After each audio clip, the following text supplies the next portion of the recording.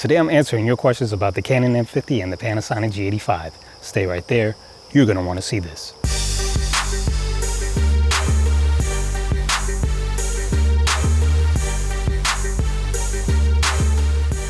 Hi, I'm Mike Turner, your friendly filmmaker, and today I'm going to answer some questions that were left in the comments below. One is from Anglo Let's Go, and he's asking, how are these cameras for stills, the Canon M50 and the Panasonic G85? Obviously, when I do these videos, I'm comparing a lot of the performance aspects that deal with video more so than with stills because I'm a videographer. But I have taken pictures with both cameras. What do I think about stills performance with these cameras? Which one is better? And to me, they both take really, really good stills. It kind of depends on what you're trying to do.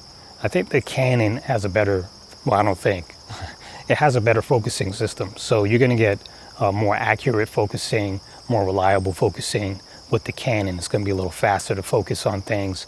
So in terms of fast shooting, if you're shooting action, the Canon may be better. Shoots 10 frames a second.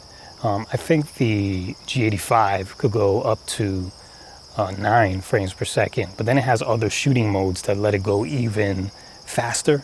It has a silent electronic shutter. I think that will give you more speed. And then it has a 4K photo mode, which gives you even faster speed because basically it's shooting a video, a 4K video, and then allowing you to pull stills from it. So I think you could go up to 40 frames per second with that, if I'm not mistaken. So you could get a lot of speed. However, is that speed going to be accurate? Or your shot's going to be in focus if you were shooting something that was fast action? Probably not. Yeah, so let's see. How many pictures was that? 1, 2, 3, 4, 5.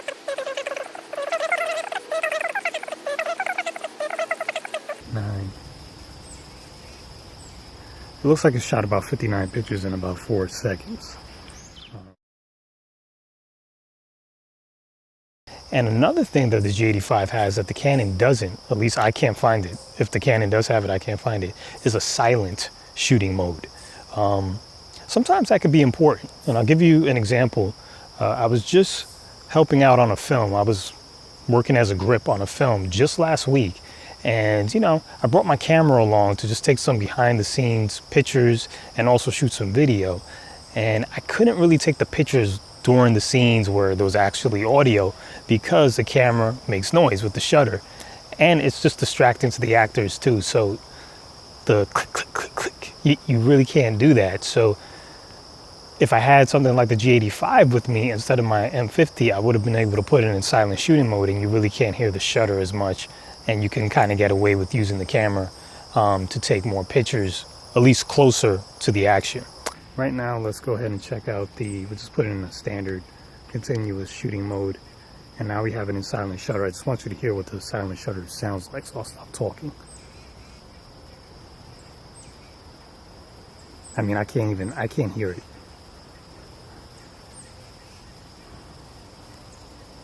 I mean, there's a little background noise here in my backyard. You can hear the trees and the wind blowing. I'm trying to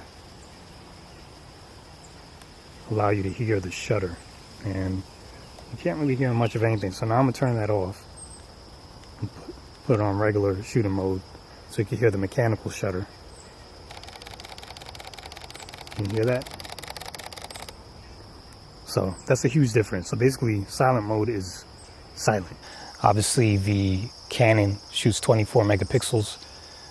The Panasonic is 16, so you're getting more resolution out of the Canon as well. So if that makes a difference to you, you may want to lean toward the Canon. To me, 16 megapixels and 24 megapixels are both high resolution for what I do. So either one is going to work in that scenario. I think either one is going to look good. It's going to look sharp, you know. So to me, that doesn't really matter.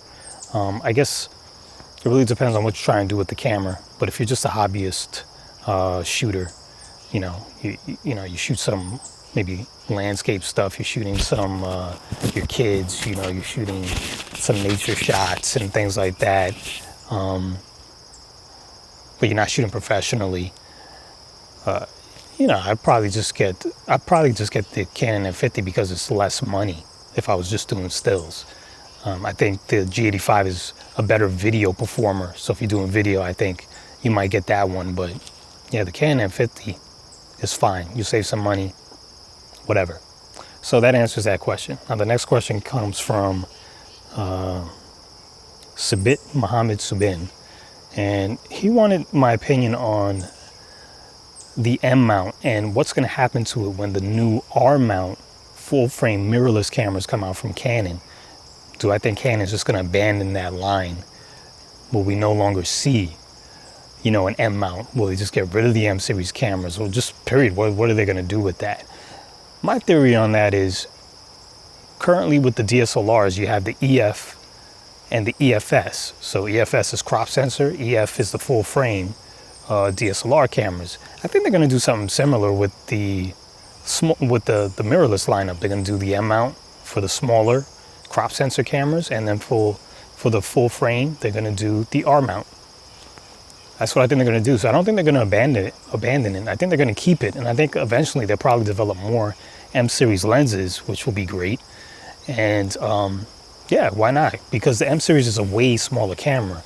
The full frame mirrorless is obviously going to be bigger because it's full frame, so it's going to be bigger lenses, heavier. So, you know, there's going to be people that just want the M mount cameras for its size, the fact it's compact, it's light, the fact that the lenses will be cheaper. So I don't think they're going to abandon it. What I'm hoping is they do something similar to what they did with the EF and EFS lenses, so that if you want to get M mount lenses, you can. Or if you want to get the full frame lenses and put them on your M series camera, you can as well. The same way you could do with EFS lenses. EFS lenses you can put on the EFS camera, and you can also put EF lenses on the EFS camera. So you can use both crop and large full frame. And hopefully they do something like that with the R mount going on to the M mount. So that's about it. Hopefully that answers your questions. Thank you for asking them. They were great questions.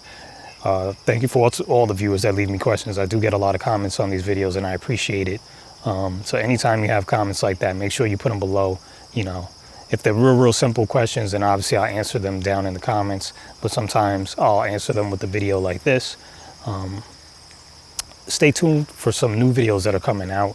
You may have seen that I posted like a small ad for a Parrot teleprompter. It's a little portable teleprompter that you can put on your smaller cameras, your mirrorless cameras, your DSLRs.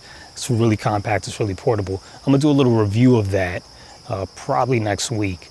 And after that, I have another video coming out about the Canon M50 that is kind of a myth buster video, where I get into a little something that they say in the description of the Canon M50, it's something that it does, but it does not do. I'm not gonna tell you what it is. You just gotta stay tuned. It's coming up. It's gonna blow your mind, trust me. Anyway, I'm Mike Turner. Thanks for watching, and I guess I'll see you soon.